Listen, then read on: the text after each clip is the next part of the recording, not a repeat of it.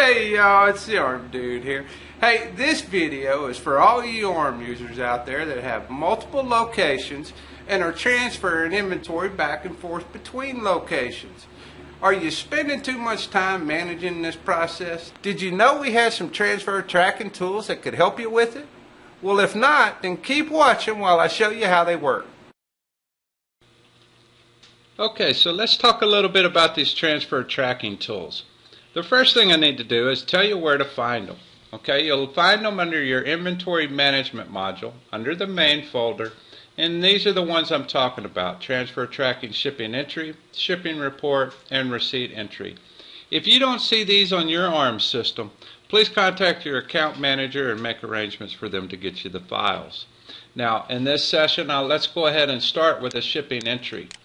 Now, what we're going to be doing here is creating a document that will help track inventory that we're going to send from a source warehouse to a destination warehouse that needs to use this inventory for a short period of time. When that warehouse is through, or that location is through with the inventory, they'll go ahead and send it back to the source warehouse. This is our transfer tracking entry screens, and whenever I created the new one, it went ahead and defaulted to today's date. And it wants to know when I expect this to be shipped back from the destination warehouse. I'm going to go ahead and say 10/18 for this example. And now I'll need to give it the source and destination warehouses.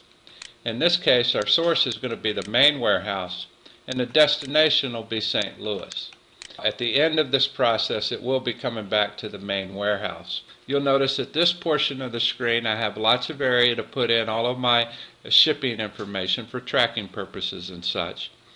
I'm going to go ahead and skip that for now though, and just go to the Lines tab. On the Lines tab, this is where we're going to tell it the items that are going to be transferred between warehouses. It could be one item or it could be multiple items.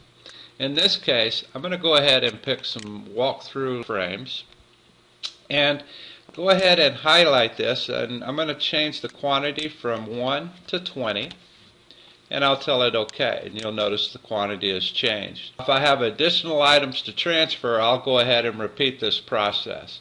For this example, I'm going to go ahead and stop here and tell it to accept.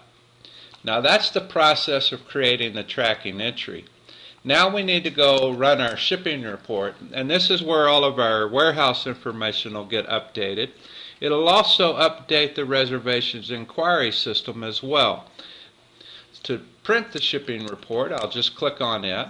I could put in a range if I want to, but in this case I'm just going to tell it to print all shipping reports, and we'll see the one that we just created. Okay, here's our source warehouse, our destination. We'll see the item that's shipping, and finally the quantities.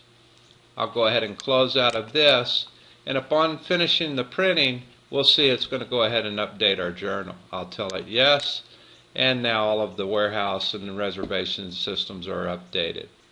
Now on the receiving side, the destination warehouse is going to run the receipt entry process. Okay. That being the case, I'm going to tell it my warehouse is warehouse number 2, and here we'll see the transfer that I'm expecting to receive. On the day of receipt, I would pull this item up. I'll go ahead and put a check mark here. I will confirm my inventory items and such. And then this return due date, this is when I expect to have it back to them. You'll notice return ship is already completed. I'm going to say I'm going to have this returned to them on the 22nd and tell it to accept. And then we'll update the receipt. Okay, so that's the tracking receipt entry.